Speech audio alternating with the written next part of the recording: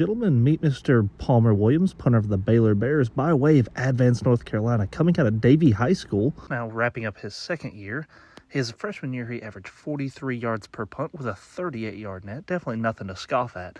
But today we'll be diving more into his sophomore year, his better season thus far. We'll get into some numbers a little bit later in this episode, but thought I could do something a little fun by ranking his top 5 longest punts of the season. So for all you special team sickos out there, I hope you're happy. I broke down every Baylor game. It was very hard to find some of these, but I got all of his longest punts jotted down, and I've got something for you coming in at number 5. Number 5 is actually a tie, but is a 57-yarder versus Houston here in the third quarter.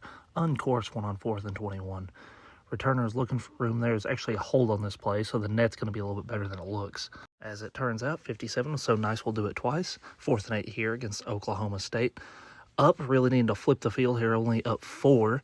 But boy, does he do it there. The coverage team's on top of it, and they capitalize on here. They're going to win that game against OK State. Coming in at number 4, we have a 62-yarder versus TCU. No, that's not just me being a rookie editor. ESPN actually started to miss that punt right there. But I'm glad they caught the end of it, because he absolutely demolishes this ball. Gets 62 on it. I believe they measured it at a 4.8 hang time on that one. Very good ball. So pay close attention here. At number 3, it's a technicality ball because he actually drops this snap.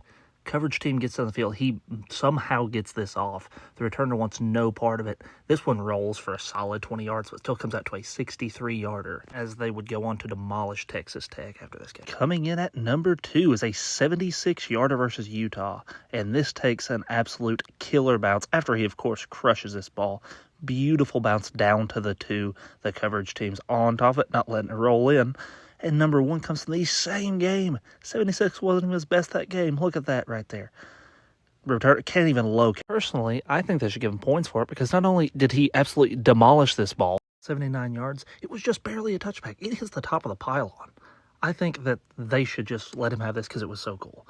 That game, he actually averaged 62 yards per punt. Again, I know you're thinking, Coach Winkle, we've seen dudes with massive legs before, but if you thought that's why I brought you here, I've got something else for you.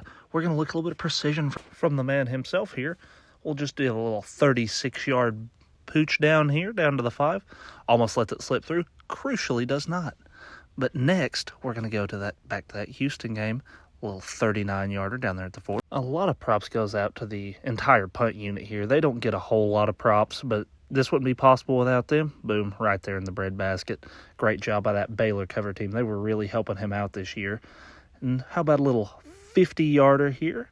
A little directional game. Out of bounds at the 8. Coverage team don't even have to do much there. He's got the power and the touch.